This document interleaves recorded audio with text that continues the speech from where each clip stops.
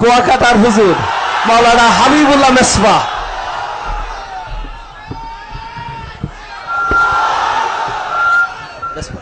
আজকে আমিরুল মুজাহিদিন হযরত পীর সাহেব হুজুর অনেকেই সকালে আসতে পারবে না। আজকে আমিরুল মুজাহিদিন হযরত পীর সাহেব হুজুরের কাছে জিহাদি বয়াত আমরা গ্রহণ করব ইনশাআল্লাহ, যেহেতু মুসলমান হয়ে যেতে চাই। যেই কারণে আমিরুল মুজাহিদিন হযরত পীর সাহেব হুজুর আজকে মুনাজাতের পরে তিনি বয়াত গ্রহণ করবেন। আমরা যারা চরমরায় হযরত পীর সাহেব হুজুরকে হক মনে করব, দ্বীনের জন্য, ইসলামের জন্য, মানবতার জন্য, আমরা শায়েখের কাছে বয়াত হবে ইনশাআল্লাহ। এখন মূল্যবান বয়ান পেশ করবেন উদীয়মান তরুণ আপনাদের সুপরিচিত হাবিবুল্লাহ মেসবাহ কুয়াকাটা হুজুর। আসসালামু আলাইকুম ওয়া রাহমাতুল্লাহি ওয়া বারাকাতুহু।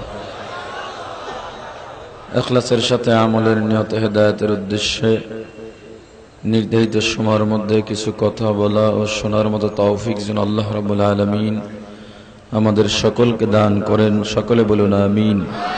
আলহামদুলিল্লাহ আলহামদুলিল্লাহি ওয়া কাফা ওয়া সালামুন আলা ইবাদিহিল্লাযীনা ইসতাফা। أما بعد فأعوذ بالله من الشيطان الرجيم. بسم الله الرحمن الرحيم. ولنبلونكم بشيء من الخوف والجوع ونقص من الأموال والأنفس والثمرات وبشر الصابرين. صدق الله العظيم. সকলে মহব্বতের সাথে একটু জিকির করি, লা ইলাহা ইল্লাল্লাহ।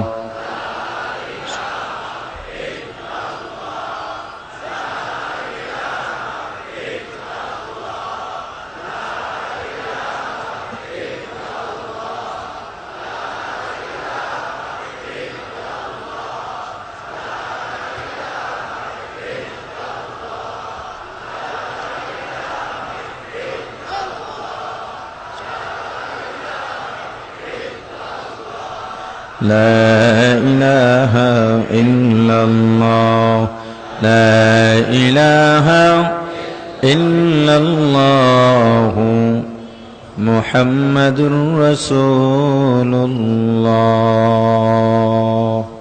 আলহামদুলিল্লাহ। চট্টগ্রামের আগ্রাবাদের ঐতিহাসিক জাম্বুরি ময়দানে চরমরাই নমুনায় 3 দিন ব্যাপী ওয়াজ মাহফিল ও হালকায়ে জিকিরের সমাপনী অধিবেশনের মোহতরম সভাপতি, 3 দিন ব্যাপী মাহফিলের প্রধান অতিথি, লক্ষ কোটি তৌহিদি জনতার হৃদয়ের স্পন্দন, নয়নের মণি, আমাদের সকলের আস্থা ও শ্রদ্ধা ভাজন,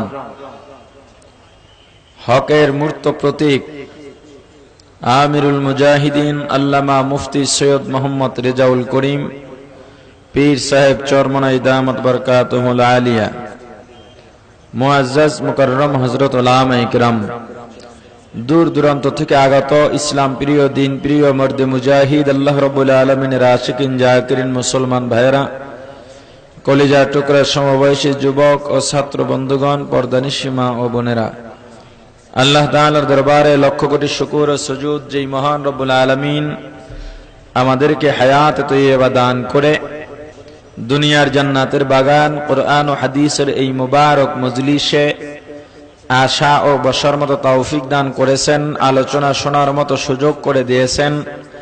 এজন্য সকলে শুকর আদায় করি আলহামদুলিল্লাহ। আলোচনার শুরুতে পবিত্র কালামুল্লাহ শরীফের 6666 আয়াতের মধ্য হতে ছোট্ট একখানা আয়াতে কারিমা তেলাওয়াত করেছি। আল্লাহ তাআলা যদি তৌফিক দান করেন, আয়াতে কারিমার আলোকে নির্ধারিত সময়ের মধ্যে আপনাদের মাঝে কিছু আলোচনা করার চেষ্টা করব ইনশাআল্লাহ। তবে যতক্ষণ আলোচনা করব আপনারা দোয়া করবেন আল্লাহ তাআলা যেন আমার স্বাস্থ্যকে সুস্থ রেখে কণ্ঠ ভালো রেখে, মন মানসিকতা ভালো রেখে আমি নালায়েকের জবান থেকে এমন কিছু গুরুত্বপূর্ণ কথা বের করে দেন যে কথাগুলো আপনার আমার সমাজের প্রত্যেক নারী পুরুষের হেদায়েতের জন্য প্রয়োজন হয়। বলেন আমিন। আপনাদের দোয়া যত ভালো হবে আমার আলোচনাও তত সুন্দর হবে, কারণ আলোচনা করার মতো, আপনাদেরকে সামনে নিয়ে চেয়ারে বসার মতো যে যোগ্যতা দরকার সে যোগ্যতা আমার নেই, সে জ্ঞানও নেই, সে এলেমও নেই। আমার চালান বা পুঁজি একমাত্র আপনাদের দোয়া। আমি যে আয়াতে কারিমা তেলাওয়াত করেছি, এই আয়াতে কারিমার আলোচনা বোঝার জন্য এর পূর্বে আর অনেক আলোচনা আমাদের বোঝা দরকার, যেগুলো আজকে আর বলতে পারবো না। সংক্ষিপ্ত কিছু কথা বলবো। আল্লাহ রাব্বুল আলামিন আমাদেরকে দুনিয়াতে পাঠাইছেন। কেন পাঠাইলেন? এর উত্তর দিয়া আল্লাহ বলেন, আল্লাযী খালাকাল মাউতা ওয়াল হায়াতা লিয়াবলুয়াকুম আইয়ুকুম আহসানু আমালা। আমি আল্লাহ দুনিয়াতে মানুষ পাঠাইলাম দুই কারণে। কয় কারণ? এক নম্বরে লিয়াবলুয়াকুম, তোমাদেরকে পরীক্ষা করার জন্য। দুই নম্বরে আইয়ুকুম আহসানু আমালা, কে কতদূর ভালো আমল করতে পারো সেটা দেখার জন্য। মোট কথা দুনিয়াতে কয়টা কারণে আল্লাহ পাঠাইলেন? এক নম্বরে পরীক্ষা, দুই নম্বরে আল্লাহর গোলামি বা নেক আমল। আল্লাহ পরীক্ষা করবেনই করবেন। আল্লাহ তাকিদ দিয়া বলেন, গুরুত্ব দিয়া বলেন, ওয়ালানাবলুওয়ান্নাকুম বিশাইইম মিনাল খাউফি ওয়াল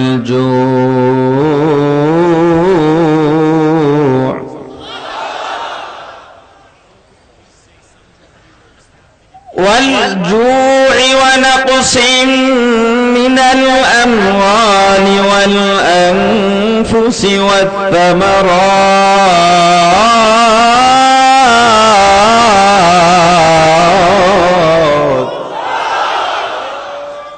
এ বান্দা, আমি আল্লাহ পরীক্ষা করবই করব। পরীক্ষা ছাড়া কেউ খালি থাকতে পারবে না। কি দিয়া? অনেকগুলো জিনিস আছে পরীক্ষার মাধ্যম। আল্লাহ এই আয়াতে কয়েকটা মাত্র উল্লেখ করেছেন। এ ধনী, তোর জন্য ধনী হওয়াটাই পরীক্ষা। খবরদার অহংকার করিস না, পরীক্ষায় ফেল করবি, পরিণাম জাহান্নাম। হে গরিব, তোর জন্য গরিবী হালতটাই পরীক্ষা। খবরদার হারাম খাইস না, চুরি করিস না, অভাবে পড়ে ডাকাতি করিস না, পরীক্ষায় ফেল করবি, পরিণামে জাহান্নাম। ও পুরুষ, তোমার জন্য পুরুষ হওয়াটাই পরীক্ষা। ও নারী, তোমার জন্য নারী হওয়াটাই পরীক্ষা। ও আলেম, তোমার জন্য আলেম হওয়াটাই পরীক্ষা। ও ডাক্তার, তোমার জন্য ডাক্তার হওয়াটাই পরীক্ষা। আল্লাহ ডাক দেয়া বলেন, বান্দা, আমি আল্লাহ কিছু জিনিস দিয়া তোমাদের পরীক্ষা করবই করব। এর মধ্যে একটা হলো খাউফ, আমি আল্লাহ ভয় দেখাইয়া পরীক্ষা করব। ভয় দেখাবো কেন? ভয় দেখার পরে, ভয় পাওয়ার পরে যাতে আল্লাহর ভয়, আল্লাহর মুহাব্বত অন্তরের মধ্যে ঢুকতে পারে। আল্লাহর গোলাম, আল্লাহ একটা ভয় দেখাইছেন। 3 জানুয়ারি রাত গত ফজরের সময় একটা ভূমিকম্পের নাড়া সারা বাংলাদেশের মধ্যে দিছেন। চট্টগ্রামে হইছে? জোরে বলেন। আল্লাহ একটু ভয় দেখাইছেন। কেমন ভয়? ভাড়াটিয়ার আগে বাড়িওয়ালা দৌড়ায় রাস্তায় নামার জন্য, ঠিক কিনা? কত ক্ষমতার মালিক হইছ, কয় টাকার মালিক হইলা, লাভ নাই, লাভ নাই। এত ক্ষমতা, এত দাপট কিসের? খালেদা জিয়া, কিসের শেখ হাসিনা? যখন নারা শুরু হয়ে গেছে, কোথায় গার্ড, কোথায় বডিগার্ড, সব দৌড়ায় রাস্তায় নামছে জনতার কাতারে। ক্ষমতা কার? আদেরে কুদু রত্তুদারি বনকামান, আনতা রব্বি আনতা হাসবি যুল জালাল। ক্ষমতা কার? হায়াতের মালিককে, মৌতের মালিককে, সন্তান দেওয়ার মালিককে, সম্পদ দেওয়ার মালিককে, গরিব বানানোর মালিককে, ধনী বানানোর মালিককে। সুখে রাখার মালিক কে? দুঃখে রাখার মালিক কে? সুস্থ রাখার মালিক কে? অসুস্থ রাখার মালিক কে? সব কিছুর মালিক কে? জোরে বলেন আল্লাহু আকবার। আর জোরে বলেন আল্লাহু আকবার। আর জোরে বলেন আল্লাহু আকবার। अल्लाह अल्लाह क्या मुबारक नाम है, अल्लाह अल्लाह आशिकों का काम है। कुल इन्ना सलाती व नुसुकी व महयाया व ममाती लिल्लाह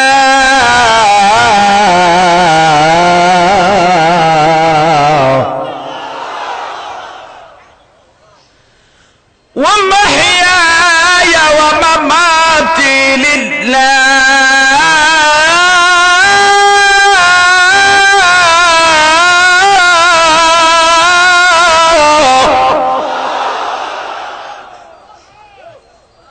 ومحياي ومماتي لله رب العالمين। मुसलमानी बुवद गर्दन हादर इनाने खुद बदस्ते खाजादादान। ও মুসলমান, মুসলমানের মরণ হবে আল্লাহর জন্য, মুসলমানের জীবন হবে আল্লাহর জন্য, মুসলমান নামাজ পড়বে আল্লাহর জন্য, মুসলমান রোজা রাখবে আল্লাহর জন্য, মুসলমান কোরবানি দিবে, ইবাদত করবে, মুসলমানের তাকওয়া পরহেজগারি আল্লাহর জন্য, মুসলমান হাসবে আল্লাহর জন্য, মুসলমান কাঁদবে আল্লাহর জন্য, মুসলমান কথা বলবে আল্লাহর জন্য, মুসলমান চুপ থাকবে আল্লাহর জন্য, মুসলমান ঘুমাবে আল্লাহর জন্য, মুসলমান জাগ্রত থাকবে আল্লাহর জন্য, মুসলমান খাবে আল্লাহর জন্য, মুসলমান না খেয়ে থাকবে আল্লাহর জন্য, মুসলমান ব্যবসা করবে আল্লাহর জন্য, মুসলমান ব্যয় করবে আল্লাহর জন্য, মুসলমান রাজনীতি করবে আল্লাহর জন্য, মুসলমান ব্যবসা করবে আল্লাহর জন্য, মুসলমানের যা কিছু হবে সব হবে একমাত্র রেজায়ে মাওলা। সকল ক্ষমতার মালিক কে? সকল ক্ষমতার মালিক আল্লাহ যে স্বীকার করলেন, চামড়ার মুখ আর অন্তরের সাথে মিল আছে তো? কাদের মিল আছে? হাত উঠান। হাতটা নামানো যাবে না, হাতটা নামানো যাবে না, কষ্ট করে উঠায় রাখেন। সকল ক্ষমতার মালিক কে? যাদের মুখের আর অন্তরের সাথে মিল নাই তারা হাতটা নামান, যাদের মিল আছে হাতে নাড়াবেন। ভালো লাগে না খারাপ লাগে? সকল ক্ষমতার মালিক কে? মরণ পর্যন্ত এই কথার উপরে ইস্তেকামত থাকা যাবে না। ও মুসলমান, মরণের আগে যদি ভোট কেন্দ্রের মধ্যে ঢুকে আব্রাহাম লিঙ্কনের পুঁজিবাদী কুহুরি গণতন্ত্রের প্রার্থীর পক্ষে সিল মারো, তখন তোমার কথার সাথে মিল নয়, এটা মুনাফিকের আলামত। মুনাফিকের জন্য আল্লাহর একটা ফতোয়া আছে। আল্লাহ বলেন, ইন্নাল মুনাফিকিনা ফিদ দারকি আসফালি মিনান নার।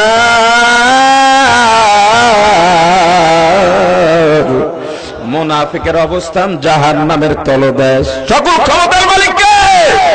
সকল ক্ষমতার উৎস কে? আইনদাতা কে? আল্লাহ কবুল করেন। হাত নামান।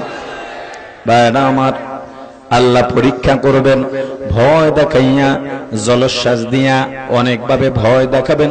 ভয় দেখার পরে যাতে আল্লাহর ভয় তোমার অন্তরের মধ্যে জাগে, আল্লাহর দিকে তোমার মনটা মাইল হয়। আল্লাহ যে সমস্ত জিনিস দিয়া পরীক্ষা করবেন তার মধ্যে আর একটা জোর, ক্ষুধা দিয়া পরীক্ষা করবেন। কি দিয়া? জোরে বলেন। দেখবেন আল্লাহ তুমি ক্ষুধার কারণে সুদ আনো কিনা, পেটের যন্ত্রণা সহ্য করতে না পেরে অন্যের মাল আত্মসাৎ করো কিনা, চুরি ডাকাতি করো কিনা। না না, এ গরিব বড় লোকের বিল্ডিং দেখে আফসোস করিও না। এ গরিব আফসোস করে লাভ নাই, লাভ নাই। নবীজি দিনের পর দিন না খেয়ে পেটের মধ্যে পাথর বাঁধছিল আল্লাহর গোলাম। নবীজি যদি আল্লাহর দরবারে দোয়া করতেন, আল্লাহ আমি ক্ষুধার যন্ত্রণা সহ্য করতে পারি না, খাবার দাও। আল্লাহ দিতেন কিনা? নবীজি একবার দিনের দাওয়াত দিয়া বাড়ির দিকে রওনা হন।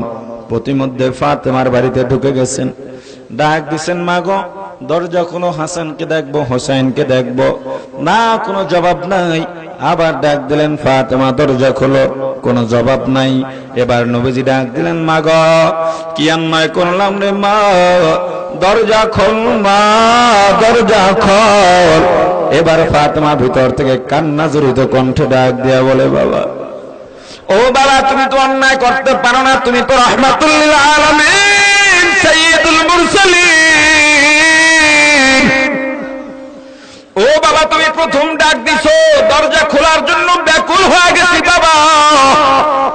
আমি আইসা দরজার কিনারে দাঁড়ায় গেছি, কারণ অনেকদিন পর্যন্ত তোমাকে দেখি না। মেয়েরা যখন শ্বশুর বাড়িতে যায়, হঠাৎ করে যখন খবর পায় বাবা আসছে, ভাই আসছে, আনন্দ লাগে কিনা জোরে বলে? তবে বাবা দরজাটা যে খুলব, দরজা খুলে তোমার সামনে যে দাঁড়ানোর মতো পর্যাপ্ত পরিমাণে বস্ত্র আমার পরিধানে নাই। এ পর্দার মা শোন, মা শোন, নবীজির পরিবারের কেমন অবস্থা। নবীজির কাঁধের মধ্যে একটা বাড়তি চাদর ঝুলানো ছিল। নবীজি বললেন, মাগো এই চাদরটা মাথায় দিয়া তারপরে দরজা খোলো। দরজার ফাঁকা দিয়া চাদর দিলেন। ফাতেমা দরজার মাথার মধ্যে চাদর দিয়া দরজাটা খুলে দিলেন। নবীজি সালাম দিয়া ঘরের মধ্যে ঢুকছেন। ফাতেমার চেহারার দিকে তাকাইয়া চোখের পানি ছেড়ে কান্না শুরু করে দিছে। ফাতেমা ডাক দিয়া বলে, বাবা কেন কান্দো? নবীজি ডাক দিয়া বলেন, মা তোর চেহারাটা শুকনা কেন? চক্ষু দুইটা গর্তের মধ্যে ঢুকে গেছে কেন রে মা?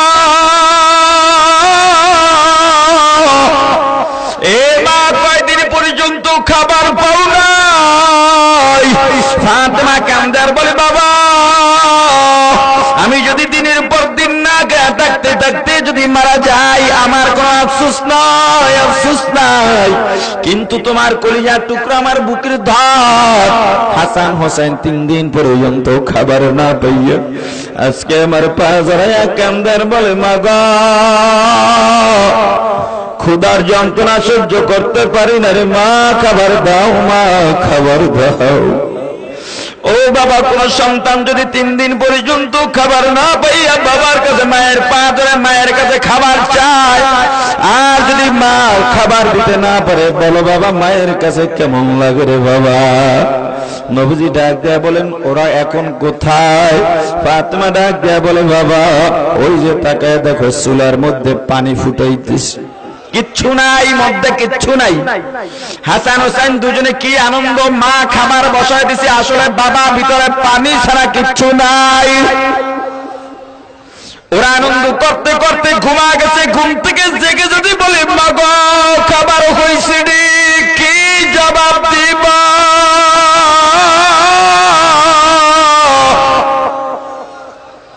এদিকে নবীজির কণ্ঠের আওয়াজ পেয়ে হাসান হোসাইনের ঘুম ভেঙে যায়। নানার কণ্ঠের আওয়াজ পাওয়া যায়, দৌড় দিয়ে একজন নবীজির ডান পাশে আর একজন বাম পাশে বসে গেছে। নবীজির গলাটা জড়াইয়া ডাক দিছে, নানা তুমি আসছো, ভালো হয়েছে নানা, আজকে একটা বিচার করবা। নবীজি ডাক দিয়া বলেন, হে নাতি, আবার তুই ভাই কি ঝগড়া করছো, কিসের বিচার দরকার? হাসান হোসেন ডাক দিয়া বলেন, না না না না, আজকে ভাই ভাই দ্বন্দ্ব নয়, আজকে বড় কঠিন একটা মামলা তোমার দরবারে দায়ের করতে চাই। আজকে মায়ের 2 জন সন্তান বাদী হইয়া মাকে আসামি বানাইয়া আসামির বাবাকে বিচারক বানাইয়া আসামির বাবার কাছে বিচার দিতে চায়। বলো নানা, তোমার মেয়ের বিচার তুমি করতে পারবা? নবীজি ডাক দেয়া বলেন, নাতি আমি শ্রেষ্ঠ ইনসাফগার, আমার মেয়ে দেখবো না, নাতি দেখবো না, সন্তান দেখবো না, আত্মীয় স্বজন দেখবো না, সঠিক বিচার করব।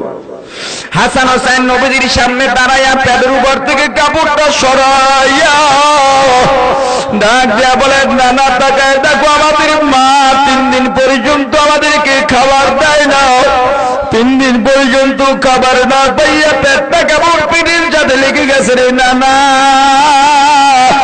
আমাদের মায়ের বিচার চাই, 3 দিন পর্যন্ত কেন আমাদেরকে খাবার দেয় নাই? নবীজি চোখের পানি ছেড়ে বাচ্চাদের মতো কামদার বলে, ও নাতি, এই বিচার আমি করতে পারবো না। হাসান হোসেন বলে, দেখছ নিজের মেয়ে এজন্য বিচার করতে পারলো না। নবীজি ডাক দেয়া বলে, নাতি দাঁড়া, বিচার করবো কি তার আগে শোন। নবীজি আসামির কাঠ করে দাঁড়াইয়া নবীজির পেটের উপর থেকে চাদরটা সরাইয়া ডাক দেয়া বলে, নাতি 3 দিন পর্যন্ত খাবার না পাইয়া নানার কাছে বিচার চাও।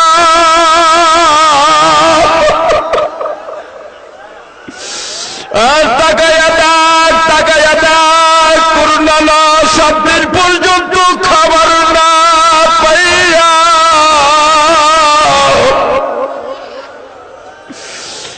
7টা পাথর পেটের যাতে বাংসা।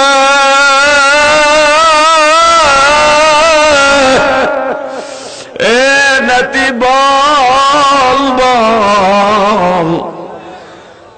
যেই বিচারকের নিজে 7 দিন পর্যন্ত না খাওয়া, সে 3 দিন না খাওয়ার বিচার কেমনে করবে? এ চট্টগ্রামের মুসলমান, যেই নবী ক্ষুধার্ততাইকা দিন কায়েম করে গেলেন, এই দিন কায়েমের জন্য আমাদের চেষ্টা করা লাগবে কি লাগবে না? কিসের মায়ায় পড়ছ? দুনিয়ার পাগল হইস না, অর্থের পাগল হইস না।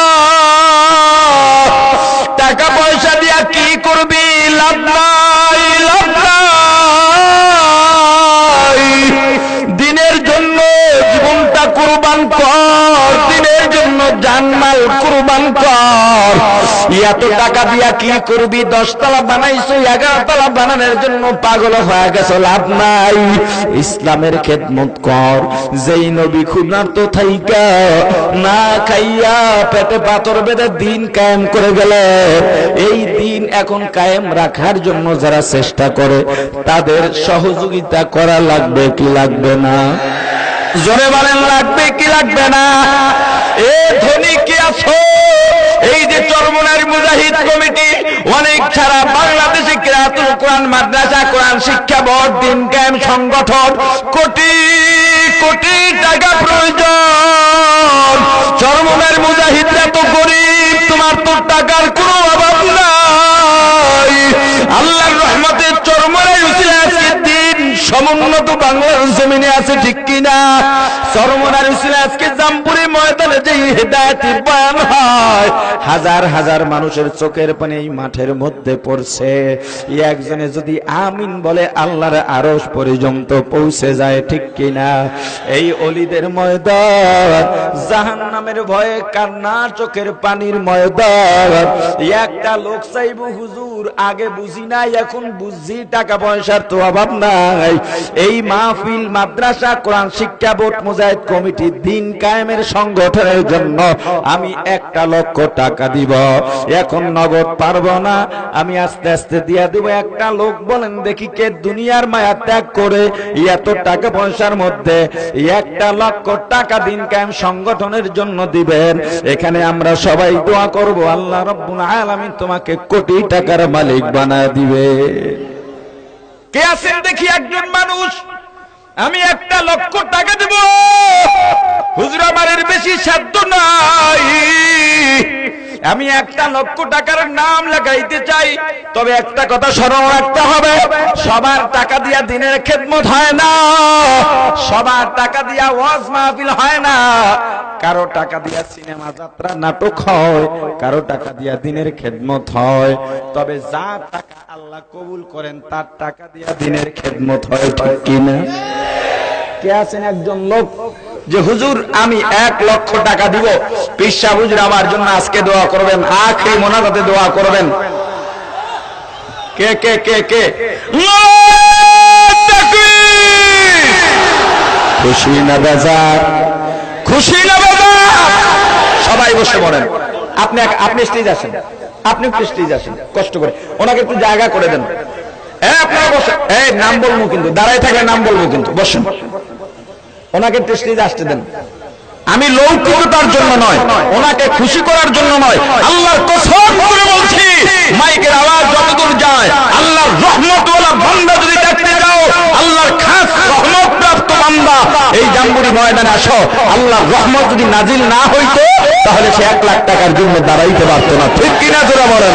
সন্দেহ থাকলে ঈমানও থাকবে না। একটু দ্রুত আসেন। 1 লাখ টাকা দেওয়ার মতো আর কেউ আছেন? হুজুর আমিও 1 লক্ষ টাকা দিব, আমাকেও তো আল্লাহ কম দেন নাই, মারা গেলে আমার সব শেষ, কিছু আমার সঙ্গে যাবে না, এমন সন্তান আদি দুনিয়াতে রাখলাম, আমার জানাজাও পড়াইতে পারবে না, এই টাকাটা দিনের জন্য আমার ফায়দাবান হবে। একজন হাজী সাহেবের কাছে সাংবাদিক গেছে সাক্ষাৎকারের জন্য, হাজী সাহেব শুনছি আপনার অনেক জমিন, আপনার অনেক সন্তান আদি, তো বলেন তো কতটুকু জমিন, কয়জন সন্তান, আমার কথা শুনতেছেন তো? বলে আমার 20 বিঘা জমিন আছে, 3টা ছেলে 1টা মেয়ে। সাংবাদিক রাগ হয়ে গেছে।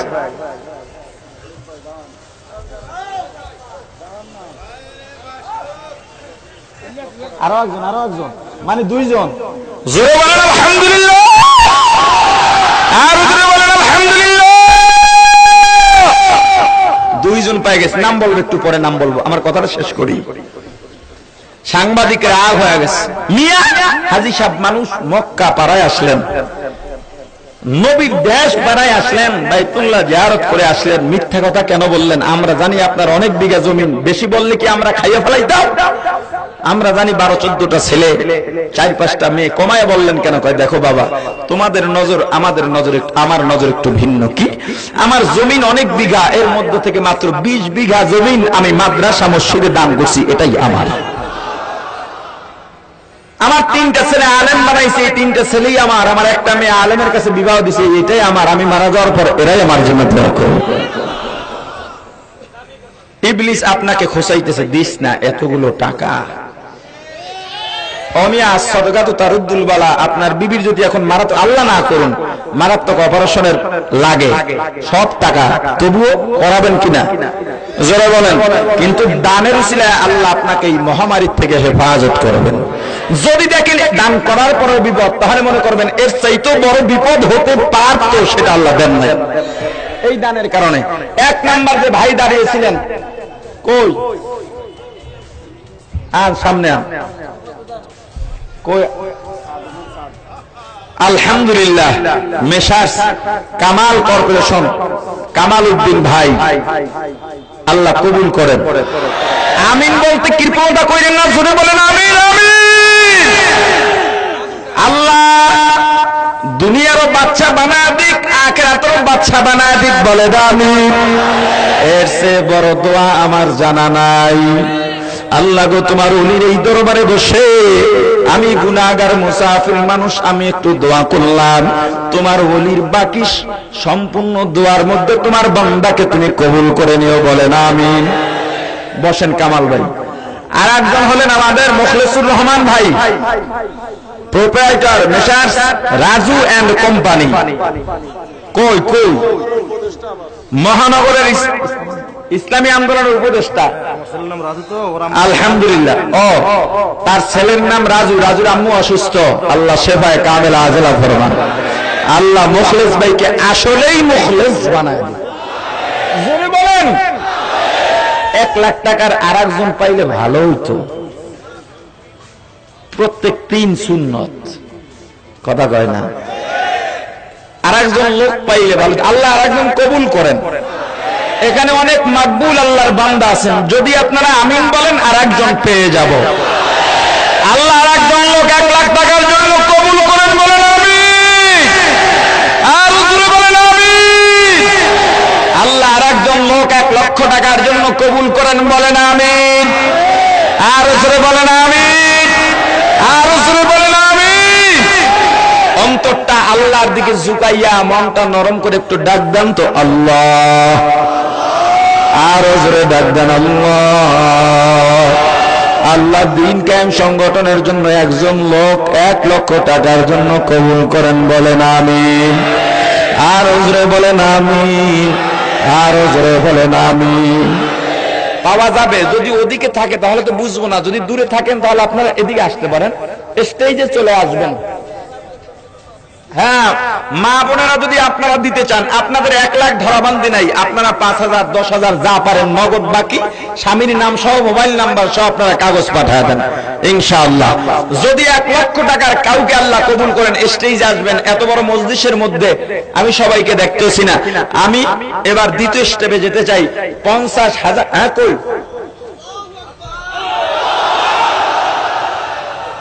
কই পাইছি নাকি